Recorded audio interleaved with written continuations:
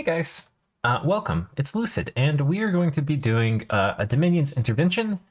That's where I take somebody's position and I look at it for one turn and give my thoughts and feelings, and probably a bunch of other bad advice included in there. And then they get to deal with trying to implement that hot steaming mess. So, yeah, this is a game with the Hellenika mod pack. So Hellenika, if you don't know, is a mod that overhauls base dominions, and it takes a bunch of nations from different eras and puts them into the early age and then adds a bunch of new nations. Generally, there's a tremendous amount of power creep. Nations are a lot stronger than vanilla. And so all the vanilla nations, which are still in it, like we're going to be looking at Pangaea here, they have been significantly buffed so that they are stronger in Hellenika. So that is a thing. Now, I know a decent amount about... I know a lot about a few of the Hellenika nations, and I know a little bit about a lot of the Hellenika nations, but I don't know a lot about all of the Hellenika nations. So my feedback and help in this is going to be, like, not amazing. But I figure it's cool to put up on the channel. And he wanted to hear my thoughts. So special thanks to Demons Things. I'm not exactly sure how to say that for sponsoring this video. So here we go. The context of this is that that this Pangaea is probably in position 1, but by a small margin. He's ahead in the income graphs by about like 20%. The next player is here, and he's ahead in gym income by probably about 35%. The next player is right here. However, in research, he's significantly behind. He's like 2 or 3x behind the research leader, maybe even 4x behind one of them. And there's some solid players in the game. There's an Ubar in this game that's really strong. And I think Arco is actually one of the research leaders. I think this is Airmore over here. And Airmore, I can't remember. I think in Hellenika, I think they can turn evil. But you can see there's a tremendous number of nations here. So,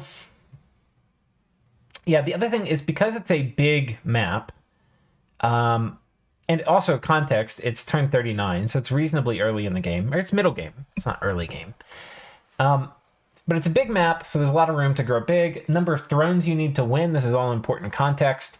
You need 26 to win. And there's a mix. A lot of times I don't do level 1s, because if you spawn near level 1s, it kind of sucks. Pangaea right now, I believe, only has 2, but one of them is the Throne of the Sun, which is pretty nice. You get fire resistance, and the other one is the Throne of the Stars, which basically is just 2 pearls. Not a great throne. So they feel like they're in a really good position. And they're thinking about putting up a Pangaea-specific form of Gift of Nature's Bounty. And if you can keep Gift of Nature's Bounty up, you usually will win the game, because you get just a tremendous amount of gold. The way this spell works is... Well, first of all, let me show it to you. It's called Eternal Spring. And it's... One second.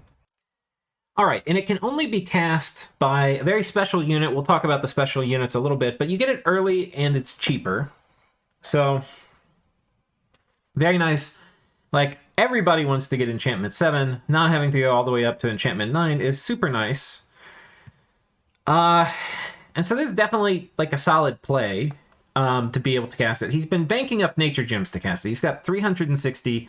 And honestly, for what turn we are in the game, 360 is a tremendous amount. I doubt people will be able to overcast it. So he's thinking, he wanted my feedback on, okay, I put it up now, and then how do I fend off everybody? And the first thing I have to say is, you could put it up now. You could put it up now, and you could win the game as a result of putting it up. It is a game-winning global. If you have it up, there's a pretty good chance you win. The thing I want to remind you of, though, well, there's a few things. One is that you're only going to get income based on your candles. And while in some places you have pretty good candles, like here we've got 6. Here we've got in Inn's capital, we've got, I think, 8. We've got 7. I would say on average, when you look at it, you probably have 6 candles throughout your land. Now, normally, if you have 10 candles, it's basically going to multiply your income by 3. So you're going to get a bonus 200%.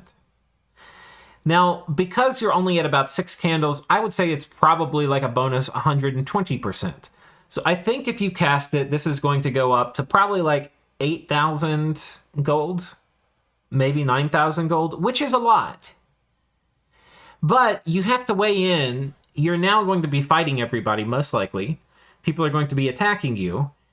And you're potentially, if you're down land, like especially if you're down like 30% land, that's going to be that 8,000, if that's what this goes up to, is going to get cut down to, I don't know, like 5,500, which is not a far cry from where you are, but you're also probably going to have people, killing a bunch of your stuff, so you're going to be losing more gold. The game is going to get a lot harder. I think there's one of the things, like when to cast globals. I think for a game-winning global, even if you're sure you could keep it up, this is my opinion. There's not the gospel truth, and there are probably situations where this opinion is strictly wrong, and there's situations where even if my opinion is right, in other words, if it's better to not put up a global in a situation like this, you can totally still win the game anyway if you play well and you start snowballing. Like, you can snowball so fast with Gift of Nature's Bounty. So, yeah. So one question is, do we put it up? I think in general, you probably shouldn't. I think in general, you want to put it up when you are really ready to fight a coalition.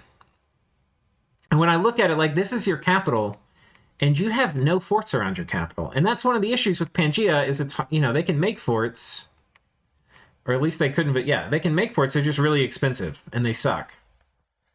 So, I don't know what we're not going to save this. I don't know what this guy was ordered to do. So, this is the current turn. So, do you put it up? I would say in general, no. Because if you're not ready to fight and kill one of your neighbors now normally, while you have good diplomacy, then why would you put it up where you're then going to have to fight many of your neighbors, right? So I would say go fight and kill and get bigger, and keep doing that until you feel you're too big, where people are going to attack you anyway, and that's when you put it up, because then you'll be able to fight off the coalition. Now, this depends on a ton of things. If other players are super committed in wars that they absolutely can't get out of. What's an example of that? Could be maybe 2 of your neighbors have lost their cap and they're fighting for survival, but they're fighting really well. So the new owner who's coming in is going to be forever in setting up. Or some situation like that where they're just inextricably tangled from a war. Not like they're in a war, because you can get out of wars. Inextricably tangled. It could be there's just a huge amount of territory going back and forth, and they're not going to be able to settle borders. And so, if you have enough neighbors like that, you might feel like it's okay to put up a game-winning global, like Gift of Nature's Bounty. But I think aside from that, it's better to just go conquer people and get ready to put that up when diplomacy goes south because you're too big. The other thing is, you're not exactly ready. Pangaea can have phenomenal dominion pressure. And the reason is that Pangaea can blood sacrifice. So potentially every temple you build, and you get cheap temples in forests, but potentially every temple you build, you can have somebody blood sacrificing. You don't, this guy here could blood sacrifice. He just doesn't have any blood slaves, right? So you could even ferry, this is the super sweaty thing, is you could even sit here and ferry blood slaves out to these guys in the random temples, and they can blood sacrifice for you. Your Dominion strength right now is 8, with how many temples? 11 temples. So it's going to be a while till you get 9.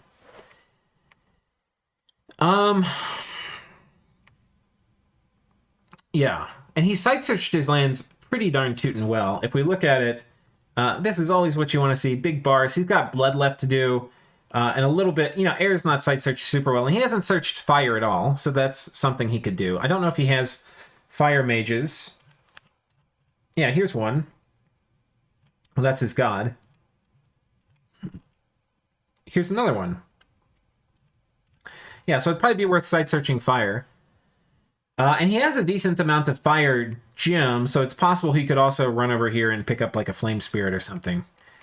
But, there's another time when you can put up game-winning globals, which is if somebody else...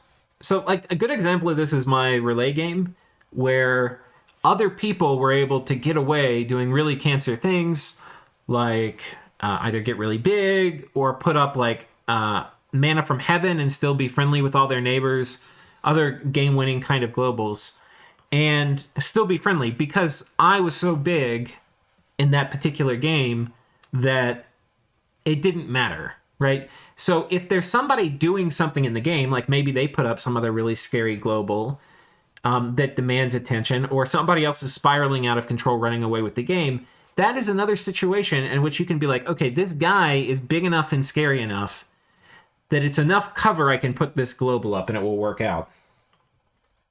So that's something. So it's tricky figuring out the timing for these things, but unless you have something that is going to give you a good amount of security that all your neighbors aren't going to attack you immediately, and not just attack you like, hey, we probably should, but like be committed to your destruction. Those things are very different. When you have like 3 people attacking you because they're greedy, like they think you're going to be an easy target, you just have to win a few battles against them. And sure, I mean, it sucks, right? But if you win a few battles against them, they will probably leave you alone. If you have a game-winning global, they are committed to your destruction. Those things are very different. And having all of your neighbors committed to your destruction sucks. So I would recommend not doing that. Even if you could do it and you could win, I think it's just extremely risky. But you're in a great position. He's taken Inn's capital. Here's his capital. So he's taken Inn's capital. He's now taken Zun's capital. Which is kind of interesting. Zun's capital actually doesn't have it has a bit extra population, but not a tremendous amount. Zun is one of the nations that can actually like grow their population. It's kind of cool. Yeah, but I don't know how much they've done it. And what's even stranger to me, just looking at this, is Zun is doing God's work and is on top of Karnanak's capital, but meanwhile has given up his own. So I don't know what all happened over here, but this seems like a very spicy burrito. Yeah, so that's kind of interesting. But I think there's a lot of, like, you potentially can eat all of this. Like, if you're fighting Zun, I would try to get all of this, right? And if you get all of Karnanak and all of Zun, you're going to be in an excellent position.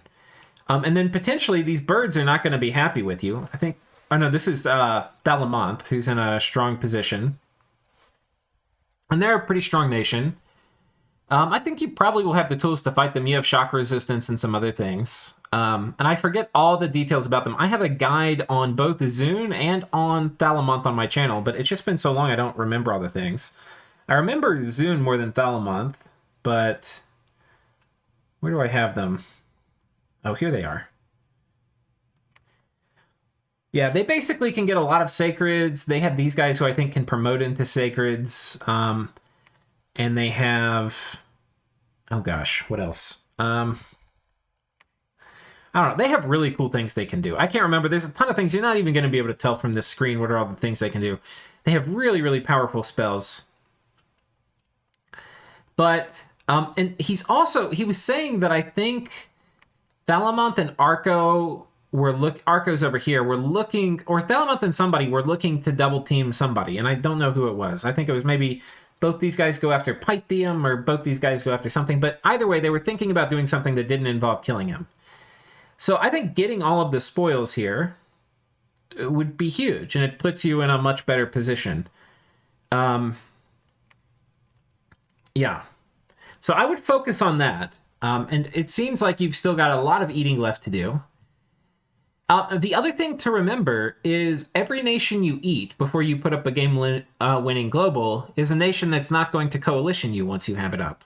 So, yeah, I mean, and the thing is in Hellenika, there's a ton of strong global. So it's like you're going to be planning your strong thing, but everybody else is going to be planning their strong thing. But you don't want to probably be the first person to put your strong thing up, because if you think about it, it's going to give everybody else in the game cover to say either they can do their strong thing, or they're going to all coalition you while they get ready to do their strong thing later. Might make sense for, to not be the first person to put a big, huge target on their back.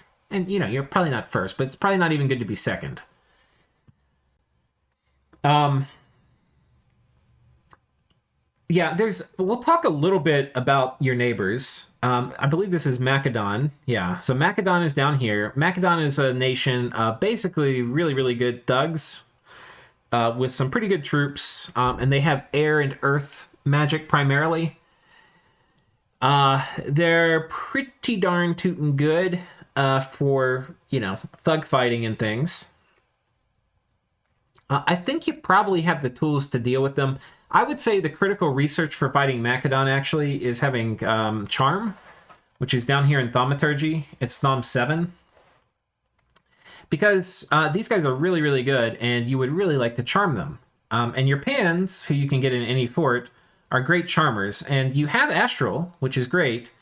One thing if you ever go to war with Thalamonth, and this is, by the way, kind of what he wanted me to do in this intervention, was let him know how to fight all of his neighbors. But this is with the caveat that I don't think you should put up the global right away. But that doesn't mean you shouldn't fight some of your neighbors, because it might be this thing settles down, these guys are fighting, you don't want to fight Thalamonth, but you want to come down here and mess with Macadon. Right? So how would you fight them? Well, you're going to wait until you have Thom 7. And once you have Thom 7, you actually want to kit these guys out. You want to make these Eyes of the Void, which is going to give you Spirit Sight. It's tainted and cursed, and it's going to give you a big fat stinking pin bonus. And then you can do Spell Focus on yourself too, and you're going to get a 3 pin, which is going to be very nice for doing Charm. What you can also do, because you're going to have gear on them, you also have more gear options. Like, you can put a Thistle Mace on, and I think that might even give you another... Let me see. It's 3 to cast, I think, right? I think actually if you're 4, you get 1 pin bonus. I'm not completely sure where it rounds, but if you're 3, no pin bonus, just from the pass. 4, you get 1. 5, you still get 1. 6, you get 2. So I think if you have your Nature 3s, because some of your guys are going to be Nature 3. I say that, and I can't find any. Oh, no, they're all Nature 4. Okay, I misunderstood. Maybe I'm thinking of a different Pangaea. I can't remember. Middle Age might get different paths slightly. But anyhow. Yeah, okay, so they're all Nature 4, so you probably don't need a Thistle Mace. But yeah, I think what you probably want to do is you don't want these guys to die. The whole point of Charm Spam is going to be quantity and quality of the Charm Spam. And you want, because you're going to have, 10 gems of items on them, and maybe a little more if you put a lion pelt. That would be the only other item I would consider putting on. You want to protect them. I don't think you protect them by putting items on them. I think you protect them by having a Nature Dryad go and cast Moss Body on them. And their script can be something like Summon Earth Power, and then they can do Iron Warriors, which you can put 2 of these Pans in a tile, and so they can cast it on themselves, right? Iron Warriors, and then they can do... that's probably actually good enough if they have Moss Body on them. You can also do Temper Flesh, which does combo really well with Moss Body, and then advance and cast spells. There's other things you can do. I think the key thing here is actually Summon Earth Power. Super good. And, if you really, really wanted to, you could also do Boots of the Messenger on them. That would probably be the next item you would get. And then they can really drop a lot of charm. But I think that would be probably the most important tech for dealing with the thugs coming out of here.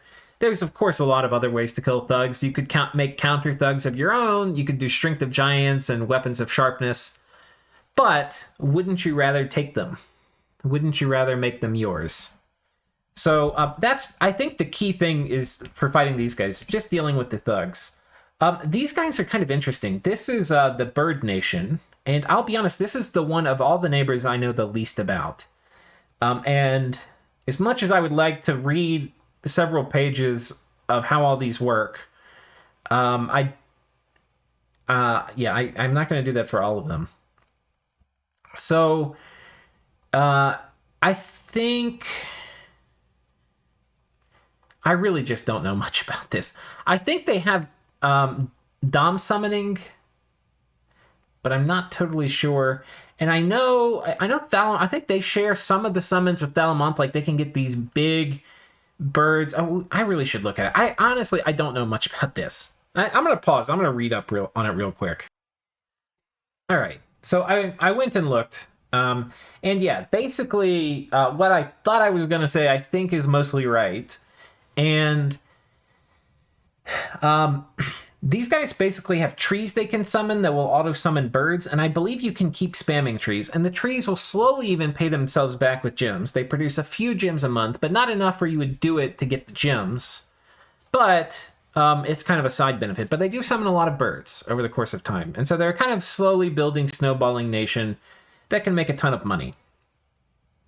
And like all bird factions, they can grow very quickly because they have a lot of strategic mobility. They have really a lot of different kinds of birds they can get. I think some of them even have like blood vengeance and stuff. But yeah, a lot of it is, air magic kinds of things and lightning damage. And you have, in your bless, shock resistance 10. So I think you're probably going to do kind of okay against the birds. It's going to be a lot better than if you had shock resistance 5 or none.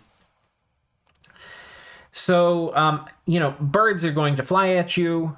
I think the most important thing you do is you just get enough protection where the birds aren't going to hurt you. And if you can, I think you even try to put up like a Thunderfend or something, or Ground Army, which depending on your research priorities isn't terribly far off. But like Ground Army would be really good. And I don't think they have good fire access, but I could be wrong. There's a ton. I read through some of the national things and the spells and the summons, but there's a ton I didn't see. So if they don't have a lot of fire, you could do something like at Alt 8, you have Ground Army and Mass Protection, and that could be pretty good for you if you're having to fight them. Sadly, I don't think you can steal the immobiles, the trees which are summoning birds. That would be pretty awesome. And they have other things, like they can summon pretty big air mages and stuff. I don't know. It seems like a pretty good, but kind of weird nation. I don't think looking at it like shock damage or blood vengeance or other things, like I don't think those are things that you're going to be shaking in your boots about. So I think this is a nation you can probably handle. But there's a lot I don't know about it. And if you're actually going to fight them, you probably need to read through all their spells so you know kind of what they're going to be bringing. That's kind of the thing with Hellenika is, if you haven't, and I guess that's how Dominions is for a lot of people, like, oh, I'm fighting this nation, like, I barely know what my nation does. How am I going to know what their nation's doing? The only thing that I guess Hellenika is different about is that you can't, like most nations, you can look at this screen, and you're going to know mostly what this nation does. Hellenika, you really need to go read a couple pages on them in the mod document. Or pull them up in Mod Inspector and read all the spells. And even then, and you have to not even just read the spells. A lot of times you have to read the flavor text because there's a lot that happens in the event system which is not going to pop up in the, and like you're not going to know about it unless you actually read the flavor text. And I am horrible at reading flavor text, so I'm always surprised by stuff. Hellenika is a great mod pack. I love it. But it's like one of my kryptonite weaknesses is not reading flavor text in Hellenika games. So anyway. That's these guys. Karnanak, I think they're about dead. You actually, I think, have some issues fighting Karnanak. You're very lucky these people went to kill them for you. And the reason is your guys don't really hit that hard. They don't.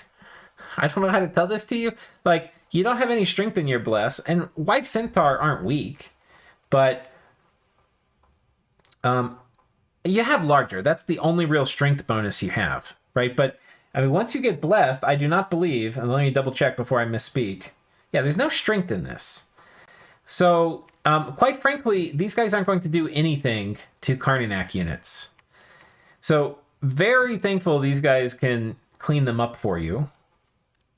Oh, I have to show you all something. Oh, let's watch this, because it's kind of cool. Zune attacking Karnanak. And they've got here an Elder Stone and a Dolmen, it looks like. Yeah. Body Ethereal. Do these guys have magic weapons? They don't.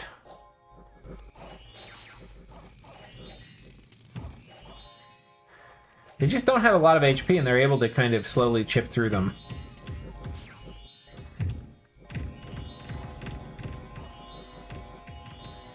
Looks like these guys did a lot of work.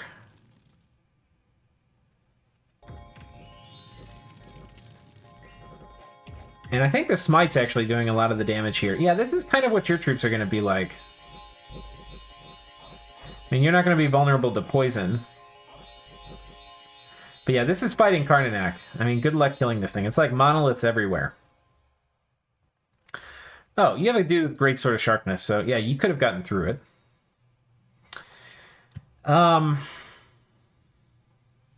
We didn't really look at what their bless is. That's going to be maybe relevant for finishing Zune off. It's not going to let me click. All right. Their bless is Reinvigoration and Blood Vengeance and Dark Vision. That's kind of cool. Because they have, a lot of their guys have damage reversal too. So, and I think they can both proc, which is kind of badass. There's some anti-synergy, because I think if damage reversal procs, Blood Vengeance won't.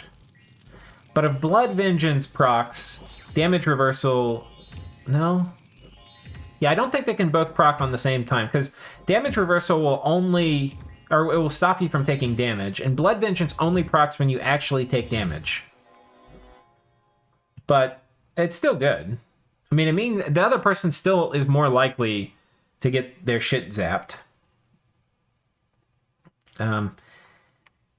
And it looks like you have an anti-magic caster too, which is the obvious thing against fighting them. Was there a cool battle here? Oh, there was. Let's watch this.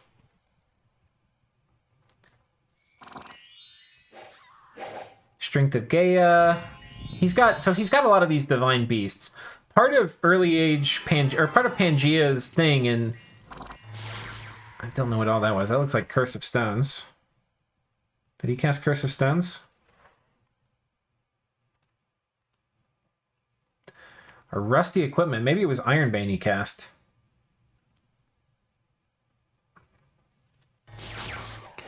Or something like that. But part of Pangaea's thing is they can summon these... They have to basically have these very specific conditions fulfilled to get each of these divine beasts, but they're all kind of special, and some of them even have spells that only they can cast.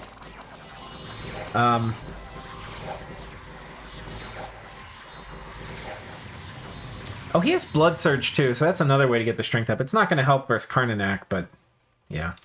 And they can go Berserk too. I mean, they can still... Like, this guy's probably Blood Surged in Berserk. Well, he's not Berserk yet. He's Blood Surged. Yeah, they hit pretty hard. Still, versus Karnanak, you can't count on Blood Surge. And I guess you could count on Berserk a little bit. But yeah, he whomped him pretty good here. Oh, he's got Dryads here too for Seduction. Oh man, he's super deep Pangaeing them. Probably steal the Griffin. Oh, there's something else I want to show you too, which is... Where was it?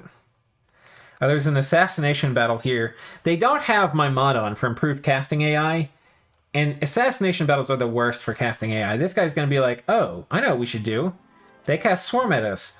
We should cast Holy Warrior, or Holy Avenger. Great, that is not the spell you need to cast. Sermon of Courage, that's going to help us. And then Charged Body. Let's cast that in an assassination battle when bugs are running at me, and I only have 5 shock resistance. Watch this. I mean, you can't make that shit up. Literally the worst things he could possibly do. He did all of them. He did all of them. That is why we have improved casting AI, my friends. But But yeah, it looks like he's going to get some more seduction done. And probably roll out with this army here, I guess. I think you want to gobble up as much of this land as you possibly can. Before Thalamonth gets all up in it.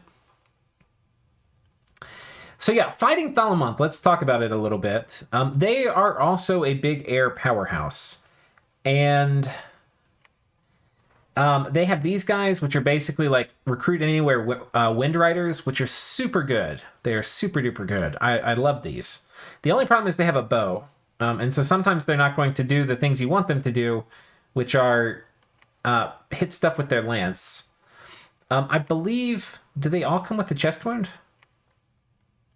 I don't know why they have that. I guess they have, I don't know the story behind this. I guess they have chest wounds,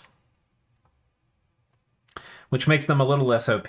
But Wind Riders are phenomenal units. They are amazing units. And so just having these where they can get them... Oh, wait. Oh, the Wind Maidens. Okay, here we go. Okay, I don't know the story on the difference, but these guys you can get in every fort.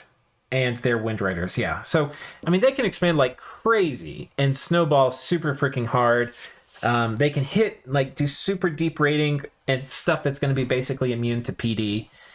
These guys have really high morale, so seduction, you're basically going to have to fight them. And if they have these guys as bodyguards, they're probably going to win a lot of seduction battles. A lot of them. Because, oh, you're casting Swarm, well, their bodyguards are turn one and going to jump on you. It's actually pretty strong. So, this would be a little messy, just to have super deep rating everywhere. But on the other hand, I think you probably, especially with Berserker, you don't have to worry about repel. In fact, you're enlarged, you may be repelling them a tiny bit. They have high defense and high morale. You're not going to repel them much. But I think you would do okay here. You have shock resistance. That's their big... They basically are like if the Crystal Amazons got a nation. That's kind of the super high-level thing. Because if you... These do look familiar from the Crystal Amazon indie faction and Dominion's vanilla. Some of these guys can promote... they've got the lowly Crystal Sorceress here, which you'll recognize as an independent. They have a Cloud Sage. I forget how they get these. That's really high, Air 3. A Cloud Monk. I don't know what all the things they can do. I know they can get... I mean, first of all, just these guys communioning up means they can have arbitrarily high amounts of air and astral magic. I think the scariest part for you fighting them, you have shock resistance, and I think you will kind of outclass them in troops. So I think you can fight them. I think the scariest part of fighting them is actually some of the astral stuff. Like, when they power up and they're doing big astral stuff in the late game, that would be pretty annoying. But they would have to be a pretty good player to really take advantage of it. A lot of times you don't see people using all the astral stuff to its full potential. But yeah, I think you could do okay in a war against them. I think the war against them is going to come down to protecting your commanders. It's basically going to be a lot like fighting these guys. Except, I think these guys are going to be even better at raiding PD. Because small squads of these Wind Rider dudes should be able to take out PD. With very, very little to say about it. However, these guys get more free spawn. So, I'm not really sure how this matchup would go. I think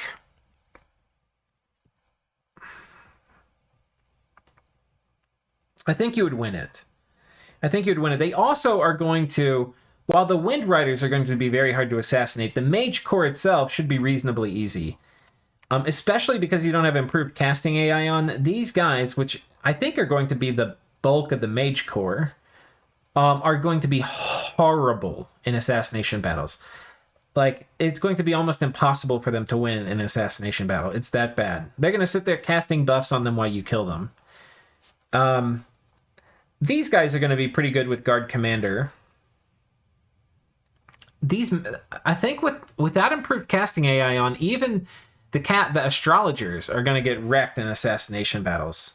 So I think you've got a pretty good assassin game versus them. I think that's what I would rely on, and then have a Doom stack that runs around and kills things. But yeah, I think you could handle this pretty well. I think you've got what you need.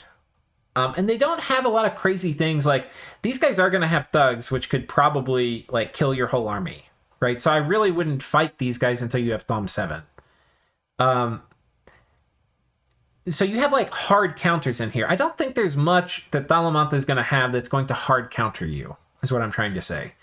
So I think it's going to come down to just more normal army battles. The more shock resistance you have, the better. And you probably want to be getting anti-magic up, which is going to be hard because you're fighting an astral nation as Pangaea. And you have astral mages, but they can magic duel you and stuff. We have shamans and stuff too, so... But yeah, I think that's how that matchup goes. This is early age Airmore. And I believe Airmore in Hellenika, a little bit like in DE, can basically become... They can descend into being middle-aged Airmore, where they get free spawn and stuff, like Long Dead. I think you'll do okay fighting these guys. The thing is, early age Airmore is really strong. They have really strong augurs they can get from every fort. Like, these guys who you would think are cap only are not. They make great White Mage chassis. They can do Wailing Winds and other things.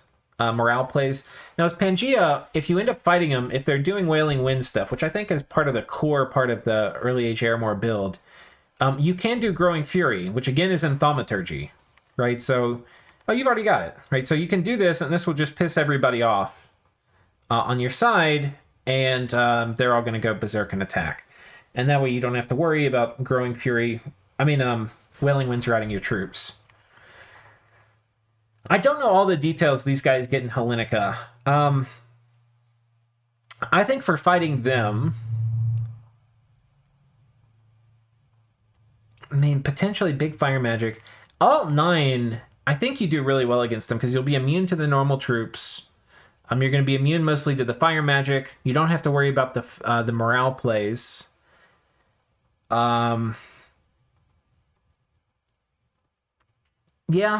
I think that would work pretty well. If they go into hardcore, like, middle-aged Airmore mode, where they switch to being an undead free-spawn nation, I don't know how you'll do there. If you have enough Maynad production, it may work out, but I don't know. Where you might be able to keep up with free-spawn rates. But if you were to fight them right now...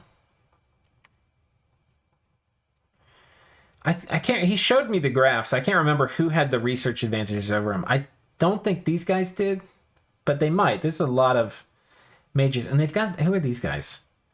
Eternal Knights. Can they summon those? Or are those mercs? Oh, they can summon them. How? Those guys are pretty strong. Yeah, I mean, you've got fire resistance, but you may want more. You may want Army of Gold to fight them. You've got 15 fire resistance, though. Okay. I think you'll be fine. They can also do Retarii and things like that. I think you'll be okay against those. And I don't know what buffs you have. And I don't think you have mass regen or stuff, right? Yeah, it's coming up. I mean, I definitely would not cast it now. You don't even have your 7s, right? And you're behind in research. That's the only thing you're not ahead in. So... Casting it now, you don't have any of your critical 7s. You don't have any 8s. You actually get really strong at some of your 8s. Like Alt 8, you get Ground Army. You're an Astral Nation now, too, because of all the indies you found. So you get Will of Fates. 7, you're going to get Mass Protection and Fog Warriors. And then at Enchantment 8, you get Mass Regen, which would be super helpful. And then you get the rest of the Fatigue stuff. I think you actually... Yeah, Rigor Mortis is 6.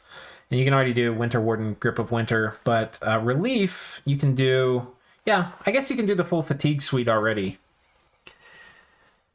But Serpent's Blessing would probably be kind of nice for your Maynad hordes. But yeah, I think Alt 8 is a really important power spike for you. So yeah, I think you could fight these guys. I don't know. It's also a pretty awkward war. I definitely wouldn't pick a fight against them. And I think this matchup probably gets a little bit better for you as the game goes on, especially until you get Alt 8, Alt 9. Okay, and then we have Agartha, Agartha is a very cool nation in Hellenika. They get some spells where they can move around the map through the caves, which is really interesting. Yeah, they get some other stuff that's pretty cool. I thought about maybe playing Agartha in a Hellenika game. Do you have Spirit Sight on your Bless? You don't. Do you have Dark Vision on your Bless? You don't. Now, Pangaea doesn't really need Dark Vision or Spirit Sight, but you need to plan if you're fighting Agartha to put up Solar Brilliance, which I believe is enchantment, 7 or 8? 7. Now, Pangaea in particular can put up Solar Brilliance because... Where's she casting? Voice of Apsu. Pangaea can put up Solar Brilliance because they have recuperation, so they'll get rid of blindness, whereas a lot of other nations really don't want to blind their own troops. Pangaea is a little agnostic on it. So generally, if you put up Solar Brilliance, you want to do anti-magic first or about the same time, and then put Solar Brilliance up. That'll be very helpful if you're fighting Agartha, because by the time you're fighting them, presumably they'd have darkness. They can also do things like Earthquake, which can be pretty frustrating for killing some of your Dryads. But you don't really have human HP stuff for the most part, except for Maenads. But just know they'll be probably looking to Earthquake your armies. But it's not going to do much against White Centaur or Pans. But it will be good against Dryads and Maenads. We'll be okay against them. And then down here we have Macadon. Honestly, you by the way have found, I don't know where it was. Is it here? I know you have somewhere Bone Tribe. Because I saw some Bone Tribe dude. I don't know if you stole them, because I think Dalamonth might be able to get them, but I saw a Bone Reader. Wherever you got them, get more. Normally they're in Wastelands. I make sure I can't find another one. I think he might have just... Oh no, here they are. This is the Bone Tribe. Yeah. So this gives you access to Wailing Winds, which I'm sure you know, but... Wailing Winds, I don't know what it is about Macadon. They have armies that love to run, and they also kind of look like they're ready to fight you. This is a pretty big, scary army.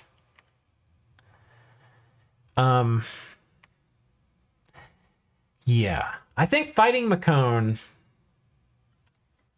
they are kind of like I feel like if you're playing Macadon, you want to play them really aggressively. And they focus a lot on elemental magic, like earth and air and fire, and you have all the elemental resistances, so your sacreds are going to do especially good against them. However, you don't really want the sacreds fighting the pole marks, because the Gigante Hoplites, just because those are really good units. There's some things I think you could look to do, like Ironbane, I think is pretty good against Macadon. It's not a great spell overall, but against a nation like Macadon, I think it's probably pretty good. And again, I think this matchup gets better and better and better for you. The longer these guys wait to fight you, the better it gets. Like, once you have Alt 8-9, like where you're going to have Will of Fates and Ground Army and stuff up too, and you're going to have Enchantment 8 for mass regen, that's really when you'll be able to sit here and just trade with pole marks. And they also don't have elemental resistances. They are a Scales nation. So you can put up Wrathful Skies and stuff too, because you have a ton of shock resistance. So that's some stuff you can do too. The other thing, I don't think this is relevant, but I'll just mention it. There's a kind of cool spell that you get in Blood, where Bonds of Revelry, it's this one, Merry Vintage. You can basically get some, you turn some Revelers into Blood Vengeance Revelers, which is kind of cool. Now, they have slightly better stats, but you really don't want them at the front line of combat. Their job is mostly to kill mages. But what I'll say is also, it works really well in combination with Alteration 8, if you have Astral Mages, because you can put up Will of Fates. If it's they're less likely to die, and they're more likely to sit there and soak hits. If they take a hit that doesn't make them die, then the Blood Vengeance will have a chance to trigger and kill a mage. But you can put those in the back and let them basically have a shot at killing mages, dropping evocations and stuff. Could be relevant against Macadon. I think, honestly, this matchup gets better and better and better for you, especially since you have Blood Magic and Wailing Winds, so you can do Blood Rain and Wailing Winds, and then Macadon doesn't even get to play Dominions. He just gets to run away. It's very frustrating. That's a very hard combo to go against. And Macadon doesn't have great tools to it. They can do Mass Flight. They can do Firestorm, but you have fire resistance. It's going to be a real hard time for Macadon to fight you. That being said, you don't have a ton of armies, right? I think basically you have a pretty good match. You can play against all your neighbors, but I don't think you have the resources to play against all your neighbors at the same time. And the idea that you put up Gifts of Nature's Bounty, and that's going to give you the resources to play against them all, I don't think that's really true. Like, you don't have enough forts up where you could even spend all that money, I don't think. Not easily, because right now you're only having to spend 2,000 gold a turn. If you put it up, and this goes up to, like, 8,000, you're going to have, like, 6,500 to spend a turn. You literally don't have the infrastructure for it. And if you think, like, I'm going to put it up and use that money to build infrastructure, I mean, maybe. But, like, how are you going to put infrastructure up while you have Gift of Nature's Bounty up and everybody's attacking you? Good luck with that. So, I mean, you can do big PD dumps and stuff and then maybe put up infrastructure that way and defend it with a few mages doing buffs. But you don't even have the big buffs yet. Like, you need Alt 7 at a minimum, and you probably want some enchantment and stuff too. And anyway. So those are all the national matchups. I think the path to victory is a fewfold. Here's my advice at the end. Pan is a blood nation. You need to get your blood stuff going. So get a bunch of your blood stuff going. I don't know what should we do with it though. This is a cool spell. This makes all of your animals sacred, which there's a spell, by the way, in Conjuration, which I would definitely consider spamming. It's down here in 7. Animal Horde. You get an unreasonably large amount of animals, 100 animals. So 100 sacreds with that blood spell, if you cast it. I'm not totally sure how to cast the blood spell, actually, because you need to be, I think, Blood and Holy 3. So you could jump in a Sabbath where you just blood empower one of your dudes, and maybe this goes with you. So maybe you blood empower a Dryad and you jump in a communion with your Astral Mages, and then you can do it pretty easily. Can only be cast by Spell Singers. Who are the Spell Singers we have? I don't know if we have any. Okay, maybe it can only be cast by a very special dude. Because I don't think these are Spell Singers. I don't know enough about Hellenika. There may be some Spell Singers you can summon. It's probably just one of your Divine Beasts. It probably says here. The caster, which must be a Spell Singer, yeah. Do you get... It might be you could seduce some Spell Singers and empower them in blood. I don't know how easy or hard that would be. But that's something else you could look to do. An Animal Horde combined with that spell, and it could work out for you. Yeah, I'm not sure what you would get. I mean, this guy's technically a Spell Singer, I think, right? No, it's an innate caster. Well, there may also be some generic stuff you could get that is going to give you Spell Singer. I'm not even sure. Okay. So, path to victory. Get a blood economy going. Not totally sure how to spend the blood slaves. There's a ton of things. You can get lifelong protections. You can break yourself into a bunch of these paths by empowering people in blood and getting various uniques. And, later in the game, in the deep late game, you can get vampires and the infernal stuff down here, which is going to give you, bulk demon summoning. Those are all decent things to do, but, lifelong protections are great. You can use them in combat. You can use them in assassinations with the same mage. Like, the mage can just switch turn to turn, whether they're participating in battle or doing assassinations with lifelong protections. They're really good.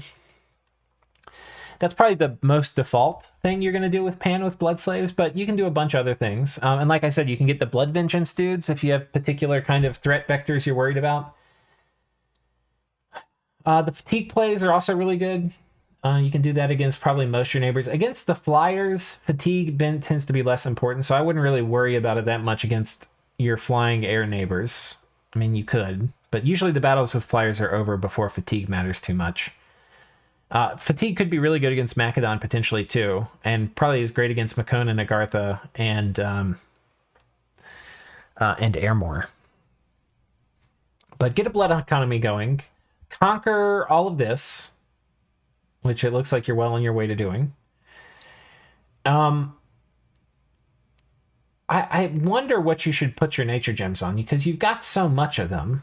It kind of feels bad to just let them sit here and stew.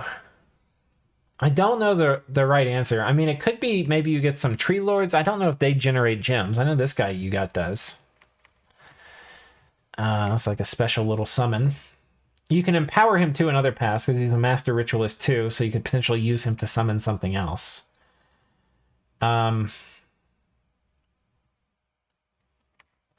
There's one more thing too. I'm not saying you should do this, but there's something as I was looking through what Pangaea can do in Hellenika that is game winning in the late game. So another kind of super powerful mechanic, and that is if you get the final of the beasts, which is a dragon that has a bajillion paths, and you're on your way to collecting all of them. But if you get the last one, if you get the dragon, very hard to get, but if you do get him, he has the ability to cast a nature wish, which I don't know where it is. We'll see if we can find it. Forgotten Verses. Yeah, this is it. So it's wish, but only the Elder Dragon can cast it. And importantly, it's 80 nature gems instead of 100. If this were 100 nature gems, it would still be phenomenally good, but it's 80. And we're going to talk about why that can be, and this is like big asterisks, because to make this work is actually pretty tough. You're going to need wish casters, right? Which right now your god could presumably do it, but with a ton of items, and you could maybe wish for another one. Or you could use this guy to wish for a wish caster, but anyway, it's tricky. So that is the path, actually. Wishing for more wish casters. Now, why this is important is because when you wish for gems, you get enough gems that if you alchemize them all back into pearls, you get 100.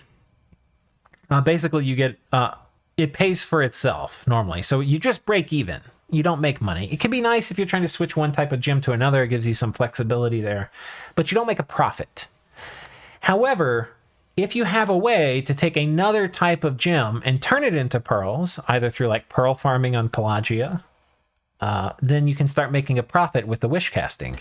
So let's say you have a mage, you cast wish, and that gives you 25 nature gems. Well, you can now spend those nature gems on casting wish with this dude, and that's going to give you pearls. It's going to give you 25 pearls.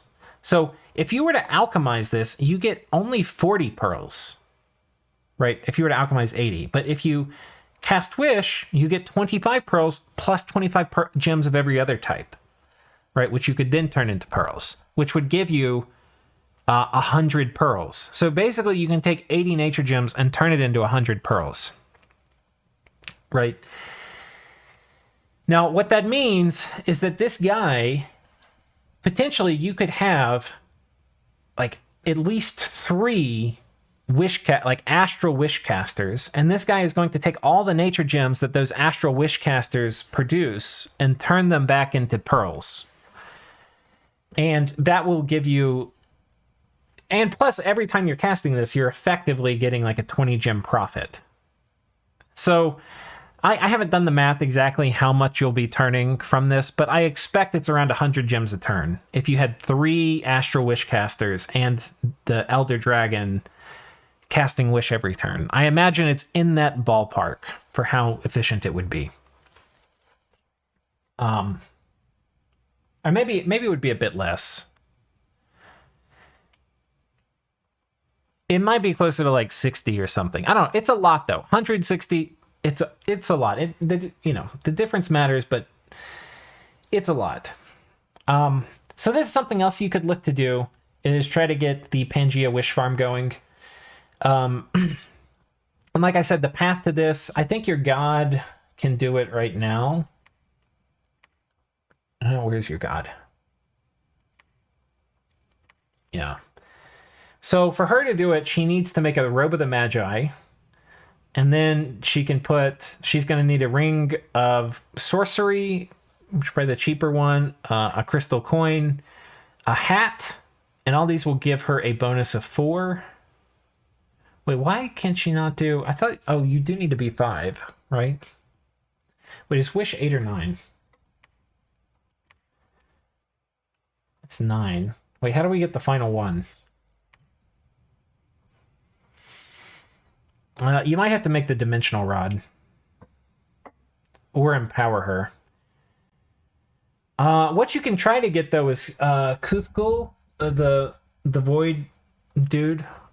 There's another one, Third Son of Anak. It's an Ashdod hero you can wish for.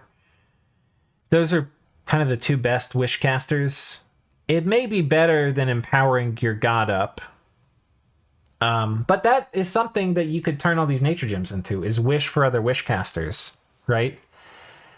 And once you have the other wish casters, you can forge them gear. Now, each of these wish casters, like Kuthgul, the best one, yes, he's Astral 5. You still are going to need to make him a robe of the Magi, a ring of sorcery, a crystal coin, and a starshine skullcap. Doing that once is expensive. Doing it 4 times is like ridiculously expensive. But once it's going, it's a phenomenal amount of income. So, I'm not saying you should do it. I'm saying you could. And it also aligns with generally, like, we were talking about going Alt 8 or 9 anyway, right? So, those are all good things. There's other good things to pick up along the way. Like, I'd probably try to pick up Blood Rain probably before I went for Alt 9. Maybe not before I go for Alt 8, though. Because it's pretty high. It's Blood 7. But this also gives you access to vampires, which your god can probably make. It's going to need boosters. So,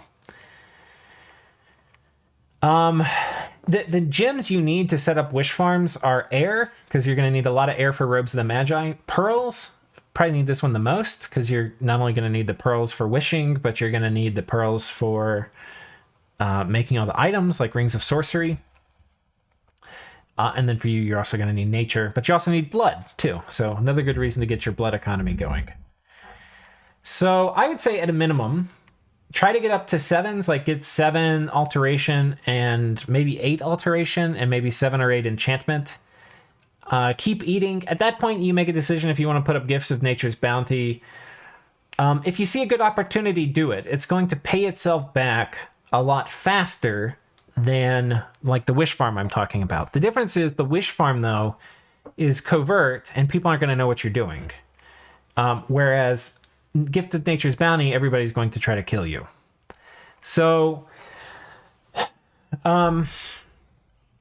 yeah, I would do that, tech up, maybe plan on doing a wish farm if you see a great opportunity to cast Gifts of Nature's Bounty, or if Diplo goes south and all your neighbors are attacking you anyway, consider putting it up.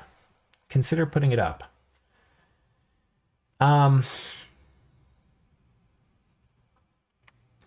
Yeah, I think the other thing that's probably worth mentioning, especially if you get, like, you can make this, if you get this wish farm going, you can make it where the profit it generates, even though you're going to feel like, oh, why would I spend my nature gems on wish?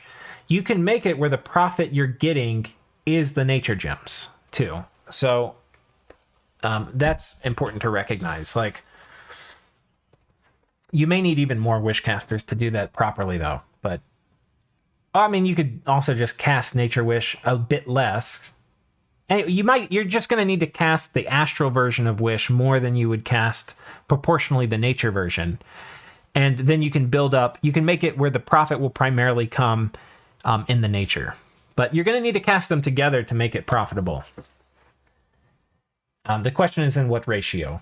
And it's going to be easier to make the profit in something else. Speaking of which, another option for what would for Pan be a kind of game-winning global is if you chose to make the profit in air gems, which you could have maybe 100 air gems a turn. You could put up a very, very powerful Dark Skies. And that is also kind of game winning because it makes seduction completely broken in your Dominion. And so If you had both of those up, Dark Skies and Gifts of Nature's Bounty, Zan and Kirby, as Pangaea, shame on y'all, is very, very hard to deal with and is very painful.